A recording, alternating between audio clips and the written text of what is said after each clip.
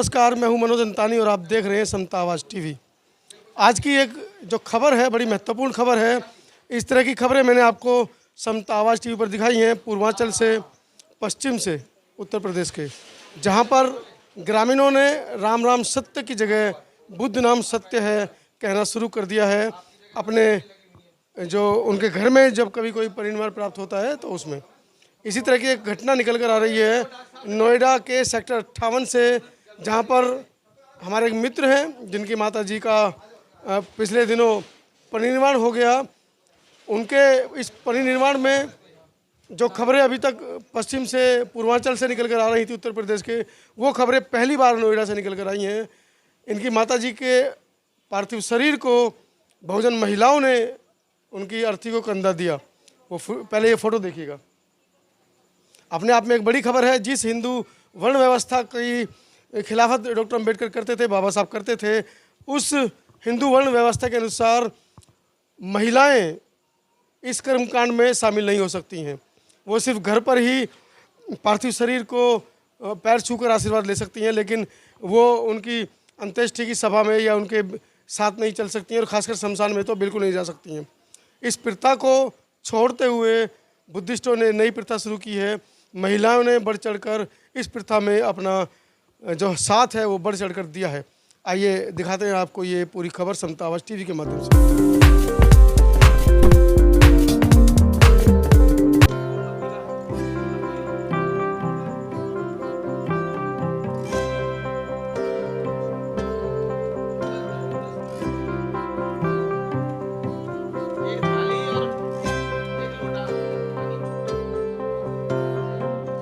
तो लगातार हम आपको खबरें दिखा रहे हैं ज़मीनी स्तर से, किस तरह से बुद्धिस्ट समाज ने अपनी जो रीति रिवाज है उनको अलग किया है।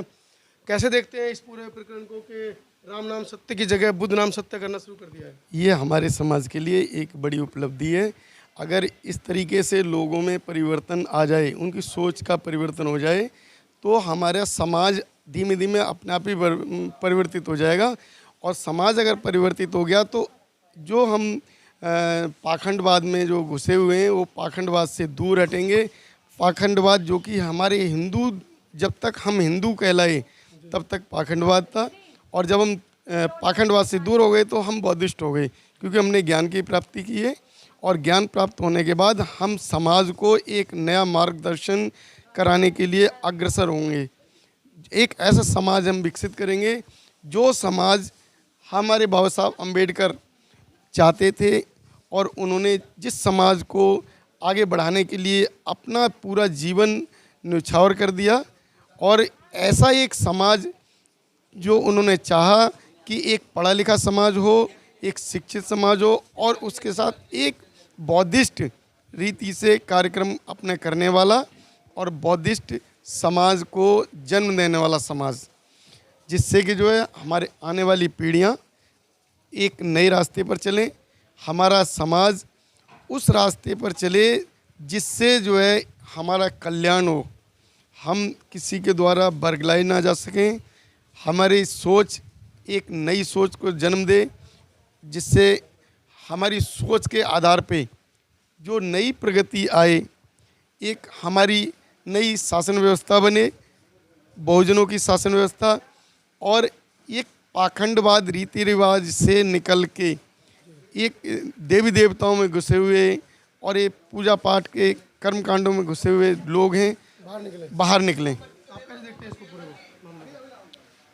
कि मैं तो कम से कम 20 वर्ष हो गया है, मैं हिंदू धर्म के कोई भी कर्मकांड नहीं करता हूँ। हाँ, मेरी माता जी का देहांत हुआ तो भी मैंने नहीं किया। मेरी पहली पत्नी थी, उनका देहांत हुआ तो भी मैंने नहीं किया। और ये ना करके मुझे ऐसा नहीं लगता कि मेरे जीवन में कुछ फ़र्क पड़ गया है।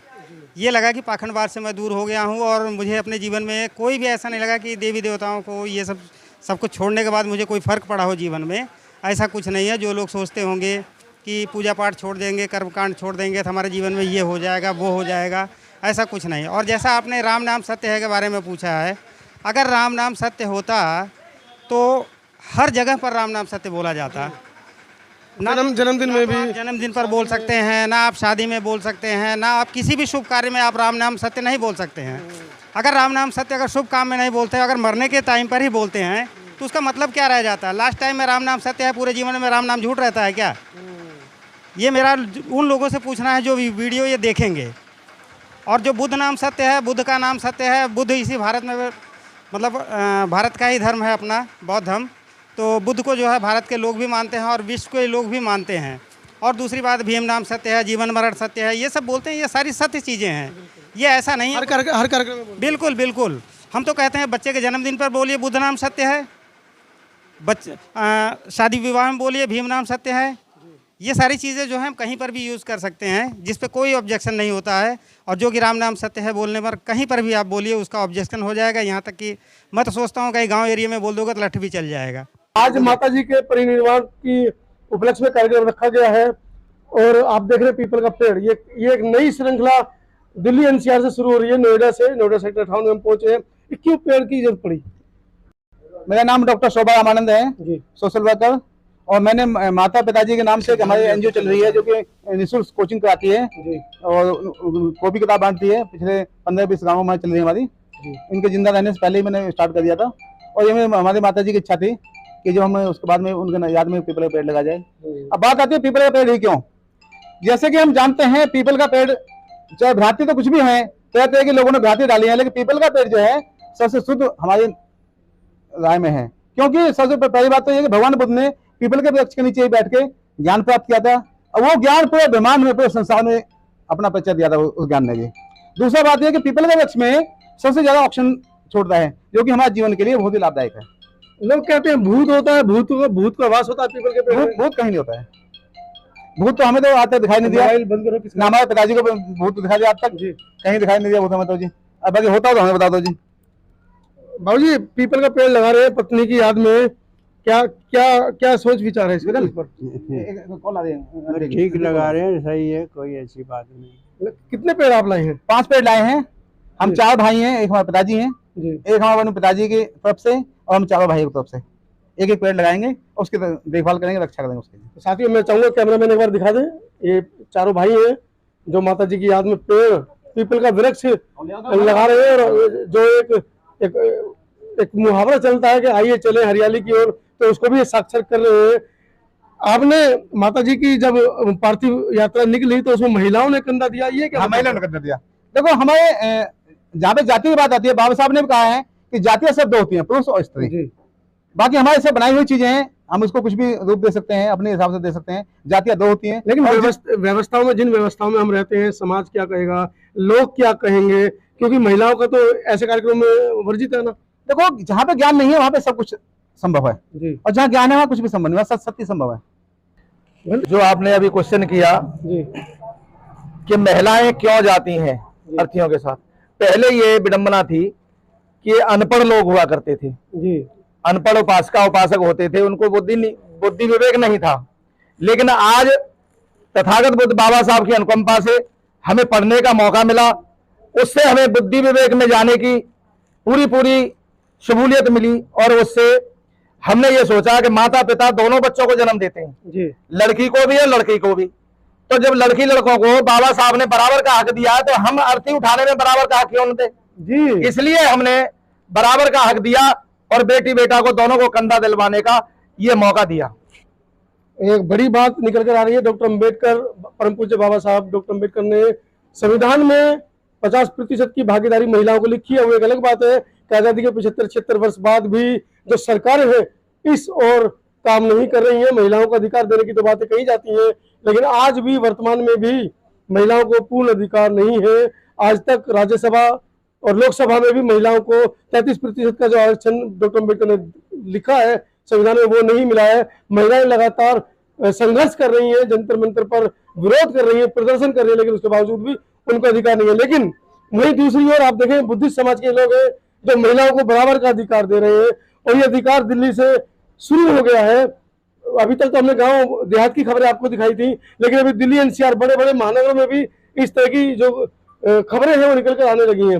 मास्टर जी क्या कहना है इस पर आपका, परिचय के साथ? हाँ, जो यहाँ पे प्रोग्राम हो रहा है बौद्ध रीति से, मैं उसकी बहुत ही भूरी प्रशंसा करता हूँ कि इनके अंदर जो है, जो हमारे लोगों में जो अज्ञानता थी आज वो ज्ञान के रूप में सामने आ रही है और हम अपने महिलाओं को बराबर का जो है 50% अधिकार दे रहे हैं। ये बहुत अच्छी बात है, क्योंकि जो है जाति इंसानों में नहीं बल्कि जाति जो है पशुओं में होती है और इंसानों में कोई जाति नहीं होती। जो हमारे महिलाओं को बराबर का अधिकार नहीं दिया गया था, वो बाबा साहब ने संविधान के माध्यम से महिला और पुरुषों को समान अधिकार दिया है और उसी को जो है हमारे डॉक्टर साहब भी उसको फॉलो कर रहे हैं। साथ ही ये तमाम वो महिलाएं हैं जिन्होंने अम्मा जी के पार्थिव शरीर की शव यात्रा को हाथ लगाया था, अपना कंधा लगाया था। कभी जीवन में ऐसा काम पहले किया था? जी नहीं। शव यात्रा में गए थे कभी किसी की? जी नहीं। नहीं गए थे। आप नहीं गए। आप नहीं। पहली बार? आप भी? कभी नहीं। आप भी? कोई नहीं गया। कोई नहीं गया था। मतलब आगे भविष्य में इस तरह की क्रांति करने के लिए आप मतलब दोबारा कभी कुछ ऐसा काम होगा तो आप जाएंगे? कौन कौन गया था? आप लोग गए थे? अच्छा, अम्मा बताओ कि इस तरह का काम अगर दोबारा कोई होता है, जैसे कोई दूसरी महिला या पुरुष हमारे बीच में नहीं होते हैं, परिनिर्वाण प्राप्त कर जाते हैं, तो इस तरीके से जो कार्यक्रम हुआ है अभी माता जी के साथ में, आप सभी लोगों ने कंधा दिया है, तो क्या अनुभव रहा है कि पहली बार जीवन में महिलाओं को भी अधिकार मिला? अधिकार मिला, महिला को भी अधिकार मिला और सबको मिलना चाहिए ऐसे ही। मतलब इसी तरीके से, मतलब भेदभाव नहीं होना चाहिए? भेदभाव कुछ नहीं होना चाहिए, हम भेदभाव में जाते ही नहीं जी। हमारे जहाँ हम जाते हैं वो कोई भेदभाव नहीं, चारों युग को मानते हैं। अच्छा। हाँ। आप? मैं कहीं नहीं जाती, मैं घर में ही रहती हूँ। जो कहीं नहीं जाते वो हर जगह पहुंच जाते हैं। नहीं, लेकिन एक चीज तो मैं कहूंगी कि हमारे समाज में महिलाओं को लेकर बहुत भेदभाव है जी, लिमिट से ज्यादा है। अभी आप थोड़े से आगे चलोगे, कोई भी कुछ भी महिलाओं के लिए कहेगा, लेकिन मैं यही चाहूंगी कि महिला भी आगे बढ़े, सब कुछ मिले उनको, मान सम्मान, भेदभाव खत्म हो उनके प्रति। चलिए, एक बहुत बड़ी बात गृहिणी ने बोली है, हाउसवाइफ है, लेकिन वो चाहती है कि देश की तमाम महिलाओं को वो अधिकार मिले जो पुरुषों को मिले हैं। आपका इस वीडियो के बारे में क्या राय है, कमेंट सेक्शन में जरूर लिखें। कुछ और जुड़े। नमस्कार, आप थे शव यात्रा में माता जी की? हाँ जी, मैं छोटी बहू हूँ उनकी। अच्छा। तो पहली बार इस तरह के कार्यक्रम में गए? हाँ जी, फर्स्ट टाइम देखा। उससे पहले कभी नहीं देखा? नहीं, कभी नहीं तो देखा। क्या फीलिंग है, क्या अनुभूति है? बस बाबा साहब का इसी तरह से नाम बढ़ता रहे और इसी तरह से सब जागरूक हो, सारा देश हमारा। जिस तरह से शव यात्रा में आप गई पहली बार, हाँ जी, और आपने भी कहा कि आपने पहली बार जीवन में गई हैं, हाँ जी, तो क्या लगता है कि महिलाओं को अधिकार मिले हैं, महिलाएं पहुंची हैं? महिलाओं को पहली बार कंधा आपने देने देखा? का हाँ जी अधिकार मिला है, जो कभी हमें नहीं मिला था। जी। और इसी तरह से अगर चलता रहा तो देखो हमारा देश बहुत आगे जाएगा, औरतों को बहुत सम्मान और मान मिलेगा। चलिए, माता रमाबाई महिला संघ की महिलाएं हमारे बीच में पहुंच चुकी है। इन महिलाओं ने उस दिन माता जी की जो शव यात्रा थी उसमें कंधा दिया। एक बहुत बड़ा परिवर्तन दिल्ली के अंदर देखने को मिला, नोएडा के अंदर।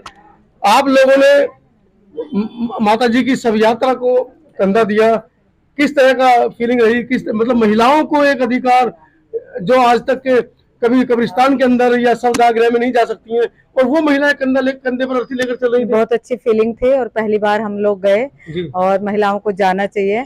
पता नहीं अभी तक क्यों नहीं जाती थी, लेकिन भाई साहब का बहुत बहुत साधुवाद, इन्होंने इस चीज की पहल की और महिलाओं को मतलब वहाँ पे भी बराबरी के में लाके खड़ा किया जी। मिस्टर शोभाराम जी। तो शोभाराम जी की माता जी का परिवार हुआ पिछले कुछ दिन पहले, और उन्होंने जो पहल की है उस पहल का तमाम पूरे दिल्ली एनसीआर के लोग स्वागत कर रहे हैं। और तब ये वीडियोस गई समतावाद टीवी के माध्यम से और दूसरे चैनल्स के माध्यम से पब्लिक के बीच में, जनता के बीच में, तो उन्होंने सराहा कि कम से कम महिलाओं को अधिकार। शुरुआत तो हुई, ये शुरुआत संसद से होनी चाहिए थी। मैंने पहले बताया कि 33% की भागीदारी के लिए लड़ाइयां महिलाएं लड़ रही हैं, वो अधिकार संसद में उनको नहीं मिले, लेकिन सामाजिक तौर पर जो हमारे परिवार के लोग हैं वो महिलाओं को अब अधिकार देना शुरू कर दिया है। क्या कहना है वीडियो के बारे में कमेंट सेक्शन में जरूर लिखिएगा। धन्यवाद।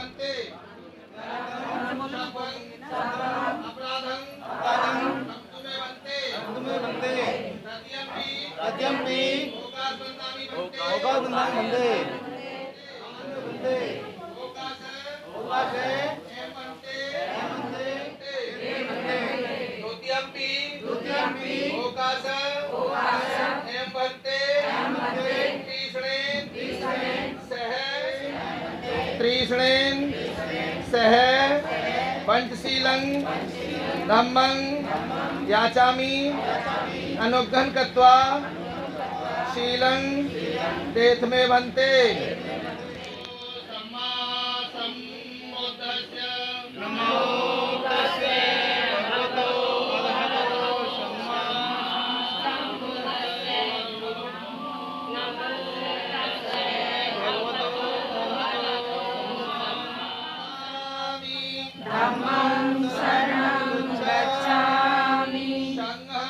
शरणं गच्छामि तद्यं बुद्धं शरणं गच्छामि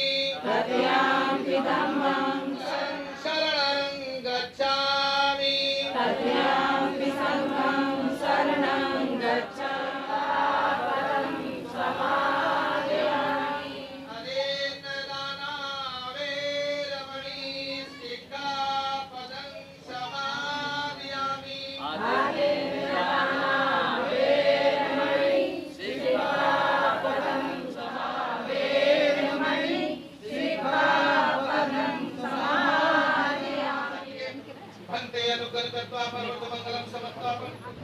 चक वाले सुई अखा देवा च ब्रह्मणो अय्यम अम्बे कर्तपुण्य सब संपत्ति साधकम संपेता अनुमोदित्वा समग्र शासने रता पमाद रहता हम द्वार रखा सुशेष तो शासन चलो कर चुड़िय भवंतु सद्दसा शक्ति परवारे अनंतो अनंता सुना होंतु सह सर्वे भैयात विराज तोबा चोर तोबा मनुष्य तोबा पिचास तोबा खानक तोबा कंटक तोबा जनपद रोग तोबा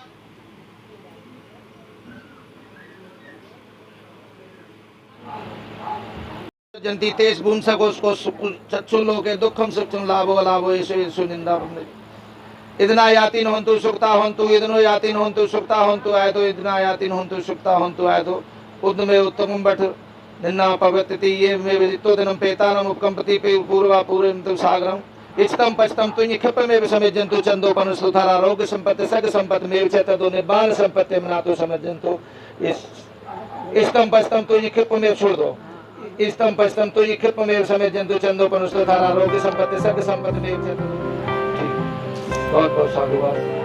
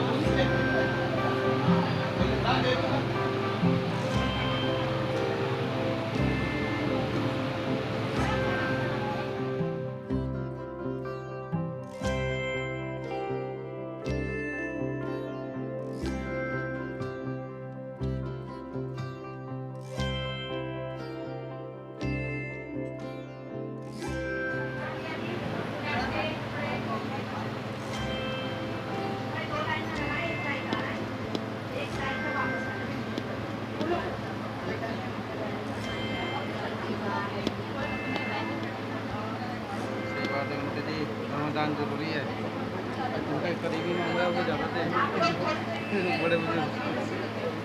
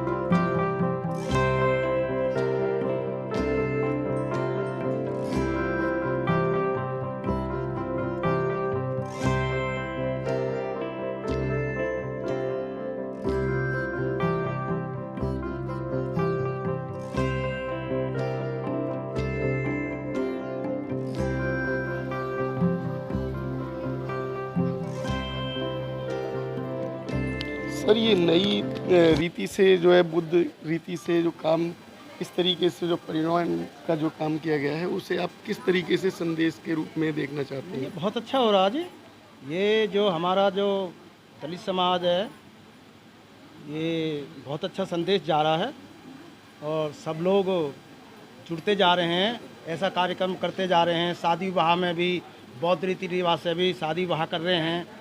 मैंने तो अपनी लड़की की शादी 2011 में बौद्ध रीति रिवाज से करी थी, बेटा की शादी भी बौद्ध रीति रिवाज से करी थी। तो लोगों में संदेश जा रहा है, लोग जब देखते हैं तो अच्छा कहते हैं, कोई भी इसका विरोध नहीं करता। हमारा समाज ये कहते हैं कि भाई कहीं से शुरुआत तो हो। जैसे बाबा साहब ने शुरुआत करी थी कि मंदिर में नहीं जाने देते थे, कहीं बैठने का पढ़ने का अधिकार नहीं था, बाबा साहब ने शुरुआत करी, जब तो हम यहाँ तक पहुँचे हैं। बाबा साहब ने हमारे लिए सब कुछ किया है और बाबा साहब ही ये संदेश दे गए हैं कि आपको क्या करना है। तो आप इसके लिए खुश हैं? हाँ जी, बहुत खुश हैं जी। जो अभी बौद्ध रीति से ये प्रोग्राम किया गया है, बहुत अच्छा लग रहा है। और मनुवादियों की गुलामी से अगर हमें बचना है तो हमें इस नीति को अपनाना पड़ेगा। हर प्रकार से, चाहे हमें ब्याह शादी करना हो, चाहे कोई भी फंक्शन करना हो, बौद्ध नीति से करेंगे तो हम बहुत अच्छा रहेंगे। और हर शुरुआत में थोड़ी दिक्कतें आती हैं, लेकिन दिक्कतों का सामना करते हुए हम चलते रहेंगे। इसका प्रचार बहुत फैल रहा है और फैलता रहेगा। मैं एडवोकेट सुरेंद्र सिंह, गांव गेजा, सेक्टर 93 से मैं आया हूँ इस प्रोग्राम में। डॉक्टर साहब की माता जी का आज जो महापरिनिर्वाण दिवस जो निर्माण हो गया था उनका, उसके रूप में आज ये शांति पाठ किया जा रहा है। ये एक हजारों सालों की ब्राह्मणवादी परंपरा को तोड़ने का एक विकल्प है और हमारा समाज इस विकल्प को ज़्यादा से ज़्यादा अपनाता जा रहा है। और इसका संदेश यहीं नहीं, नोएडा में नहीं, पूरे NCR में, पूरे देश में इसका संदेश जा रहा है और लोगों में जागरूकता आ रही है। बौद्ध रीति रिवाज से, बौद्ध धर्म को मानकर, और इस जो सदियों पुरानी हमारी जिन्होंने हमारा शोषण किया, ब्राह्मणवादी परंपरा को तोड़ने का एक विकल्प है हमारे सामने और हमें सभी को इसको अपनाना चाहिए। बहुत खुश लगा, मुझे बहुत अच्छा लग रहा है जी। मैंने पहली बार देखा है ये प्रोग्राम, मुझे बहुत अच्छा लगा, खुशी हुई। सुखराम जी, आपने ये जो कार्यक्रम अपना जो करने का चाहा था, तो इसके लिए आपका परिवार आपके साथ था? देखो, साथ और परिवार साथ है, थोड़ी सी विभिन्नताएं होती है, सोच पे थोड़ा सा फर्क पड़ता है। जिस तरह से पांचों उंगलियां एक जैसी नहीं होती हैं, उस तरह से परिपूर्ण तो नहीं होता है, लेकिन शुरुआत तो करनी पड़ेगी। अब कि डरा था मैं भी फासला देखकर, मेरा जोश बढ़ता रहा, मेरा हौसला देखकर। तो सुखराम जी का जो बहुत बहुत धन्यवाद। जगदोषनी बहन जी का, उसके बाद मीना बहन जी का, मतलब बहन की तरह नहीं, भाई की तरह सहयोग मुझे मिलता है इनका, दोनों बहनों का। एक मतलब बहन की तरह नहीं, भाई की तरह सहयोग मिलता है मुझे। बहन जी आ जाओ। ये दोनों मेरे अभिन्न अंग हैं मेरे। आप लोग जो है शमशान घाट गए थे? जी, शमशान घाट गए थे और यहाँ से जब उसको डोली सजाई थी और हम चारों भाई यहाँ से इन्होंने कंधे लिया। उसके बाद में 2 बहनें इनकी, 2 बहनें हमारी, फिर हम जो भी हमारी संगत थी, हम सब लोगों ने माता जी को, अर्थी को कंधा दिया और हम सभी महिलाएं वहाँ पर गए थे। तो अभी आप भी साथ गए थे क्या? मैं उस दिन नहीं थी। तो इसे आप किस तरीके से देखते हैं? हाँ, ये बहुत अच्छी बात है। ये शुरुआत हुई है और शुरुआत करना ही बहुत कठिन काम होता है, लेकिन जब शुरुआत हो जाती है तो कारवां अपने आप बढ़ने लगता है। और ये मैं शोभाराम जी को बहुत बहुत साधुवाद देती हूँ कि उन्होंने ये शुरुआत की और शुरुआत हुई है तो कारवां आगे भी बढ़ेगा और यहाँ भी जागरूकता आएगी बाबा साहब के मिशन के प्रति, बुद्ध के धम्म के प्रति। क्योंकि आज ऐसा आयोजन देख के, जहाँ पर कुछ ना हो और वहाँ पे इतना बड़ा आयोजन हो रहा है धम्म का, तो ये बहुत अच्छी बात है।